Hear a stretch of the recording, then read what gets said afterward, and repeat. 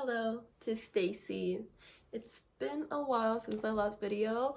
Ever since I quit work, I kind of had time off to myself to just enjoy my free time and relax a bit and not worry about having things to do, and that included kind of creating YouTube videos as well. And now I'm back with Mr. Souffle.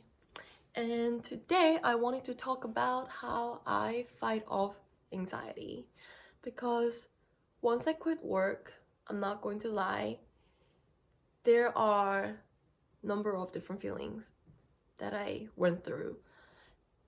Obviously happy because I'm a free person, and relaxed and excited for my future, but at the same time it would be a lie if I say that I didn't feel any kind of anxiety or stress.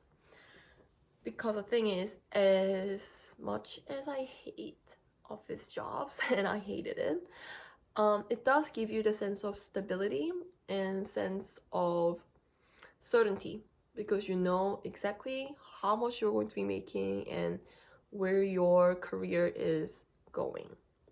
Being a freelancer, the biggest downside is the instability and uncertainty.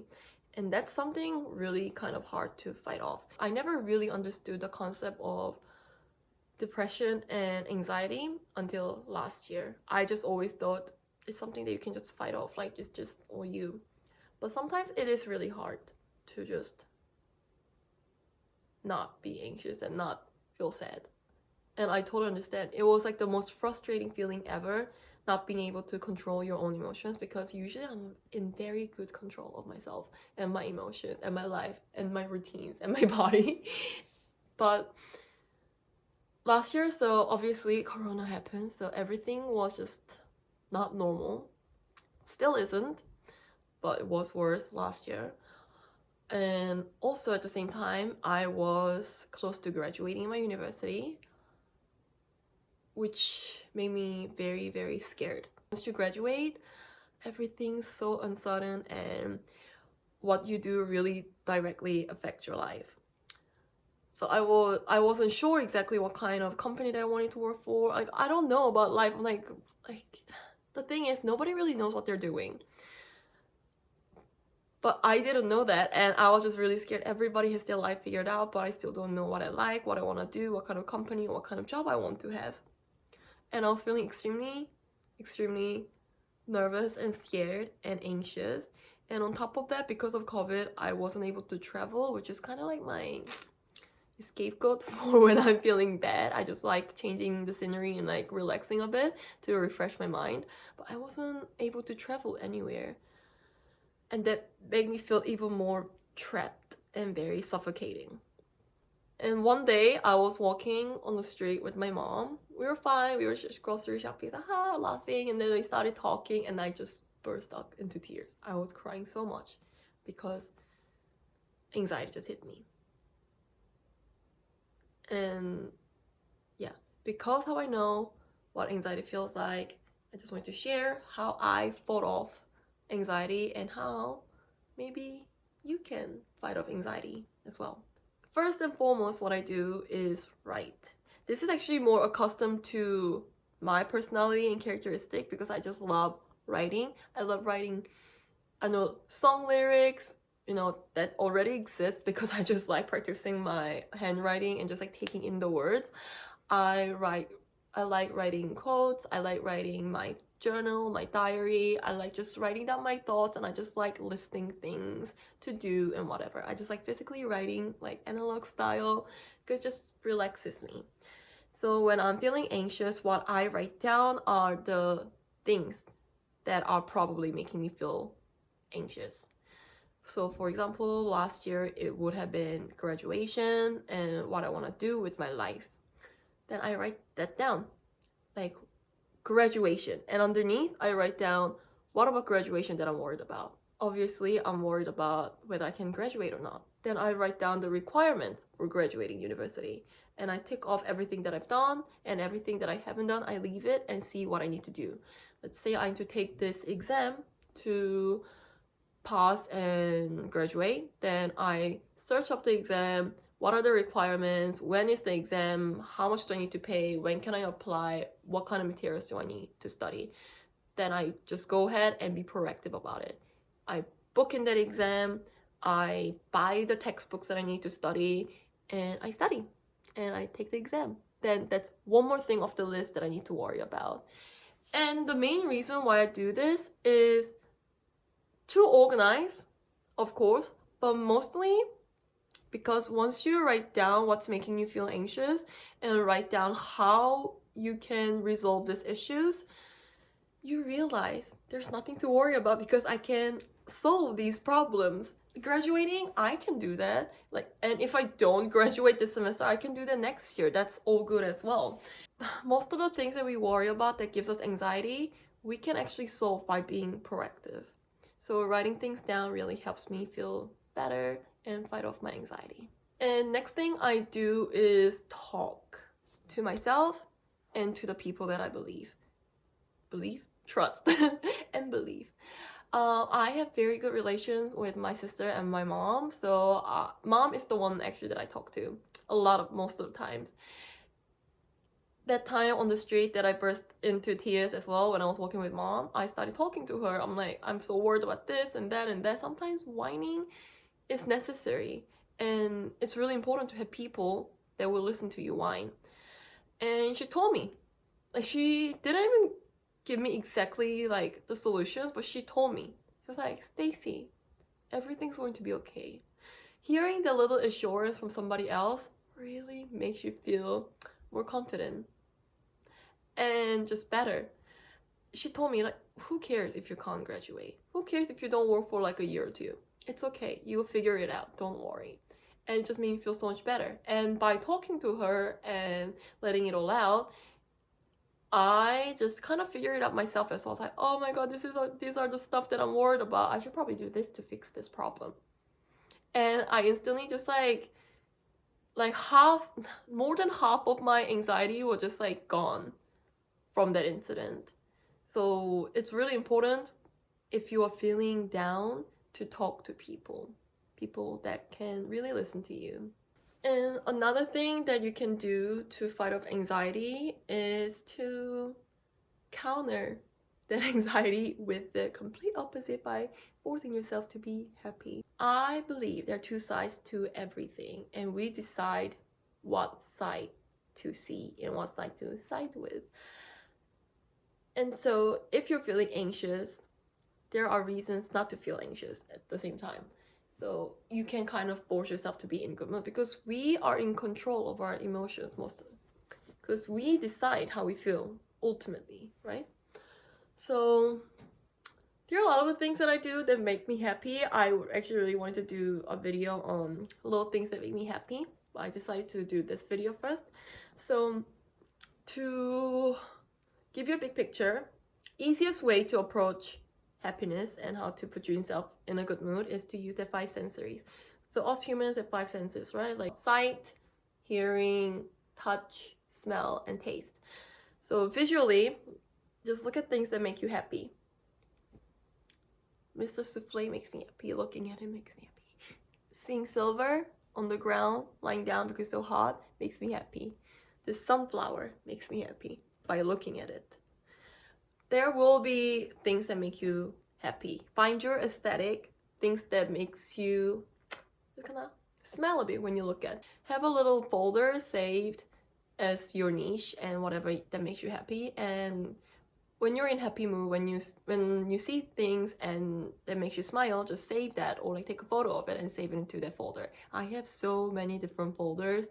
One of them is called baby animals, and I capture photos from Instagram that I see of baby animals. So when I go into that folder, there are photos of baby goats, kittens, baby cows, and they're just so adorable. It's hard not to smile when I go into that folder. So that makes me happy. And same goes for hearing, smell, and everything as well. Listen to good music, smell something good, touch something good. I touch silver. She's so soft and warm and small, just makes me so happy. And eat something good. What you eat really determines how you feel. I love dumplings, so eating dumplings will make me happy. And let's say I had like a full box, not box, but like 6 dumplings or 7 dumplings, I'm not going to die from that or become obese by eating that. All that's going to do is just make me happy. So why wouldn't you put some good food in you to elevate your mood? So yeah, if you want to put yourself in good mood, just think of like the 5 senses that we have as humans and trying to utilize that. Like imagine touching silver, eating dumplings, listening to Hashiri I Like It Like That, and seeing baby animals while smelling flowers. Oh my gosh, that will make me so happy. I think there'll be happiness overload. I don't even think I can handle it.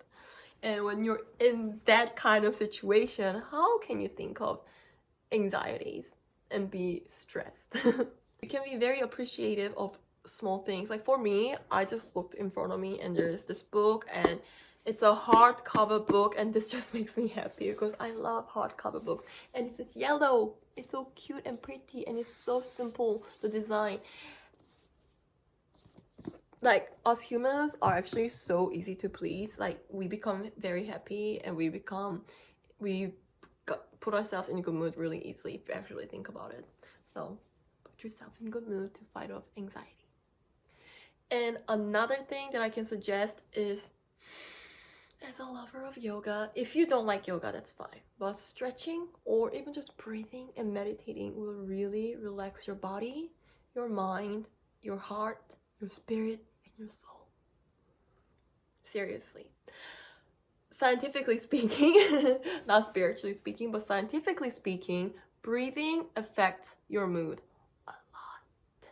Because obviously, you get all your mood, your anxiety, your happiness, or whatever, your brain kind of like makes you feel that way, right? And think that way. And our brain is part of our organs and it operates on oxygen, which comes from breathing. So it's very obvious and evident that if you take the time of your day to just really sit down or lie down, be in a comfortable position and breathe properly for 3 to 5 minutes even, will make you feel really good. It's not an excuse to say I'm too busy to breathe for 3-5 minutes. Just wake up in the morning. This is just another reason for you to stay in bed a little longer. Say I'm meditating in the morning. In the morning, you don't want to get up straight away, then just close your eyes and meditate, right? So just relax your body and inhale through your nose, hold, and then exhale through your nose again. Just really feel your chest and your stomach expand and then shrink again, and expand and shrink again.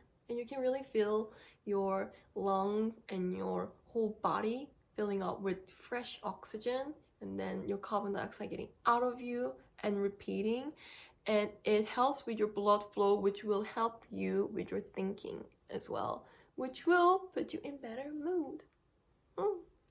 So I would suggest people to just take like literally 5 minutes of your day in the morning, at night, or whenever you're feeling comfortable to just breathe and meditate. And when you're meditating, you're not really supposed to be thinking about anything, right? But it can be very hard.